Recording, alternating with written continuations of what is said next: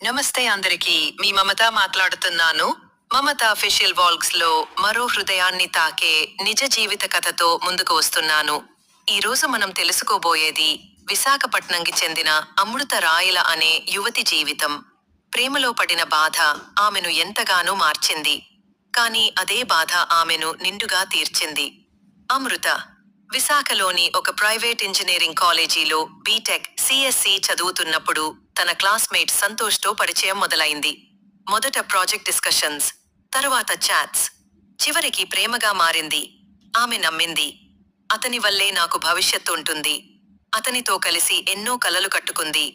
ఇంట్లో చెప్పకుండానే సీక్రెట్ గా అతనికి తన జీవితాన్ని అంకితమిచ్చేసింది. కానీ 4th ఇయర్లో అకస్మాత్తుగా సంతోష్ ఆమెకు దూరం అవడం మొదలుపెట్టాడు. మెసేజ్లకు రిప్లై లేదు, ఫోన్ ఎత్తడం లేదు. కొన్ని రోజుల తర్వాత అతని తల్లి బర్త్డే అనే ఓ వేడుకలో అతడు వేరే అమ్మాయిని పరిచయం చేశాడు. నా పెళ్లి కాబోయేవాడి అని. అమృత అక్కడే శూన్యంలోకి జారిపోయింది. ఎవరూ ఊహించలేని విధంగా ప్రేమే తన మనస్సును పిండేసింది. ఆమె ఒక నెలపాటు బయటకు రాలేదు, తినలేదు, ఏడ్చింది, తల్లిదండ్రులకి కూడా చెప్పలేదు. ఒకరోజు రాత్రి తన బెడ్ సైడ్ మిర్రర్ ముందు కూర్చుని ఏడుస్తూ చూసింది. ఇంతగా మచ్చిగాయేనా నేను అని. కాని అదే రోజు ఆమె జీవితం తిప్పుముఖం చూసింది. వాడు నన్ను వదిలాడు, కాని నేనే నన్ను ఎందుకు వదలాలి? ఆ రోజు నుండి అమృత తన మనస్సు తిరిగి నిర్మించుకుంది.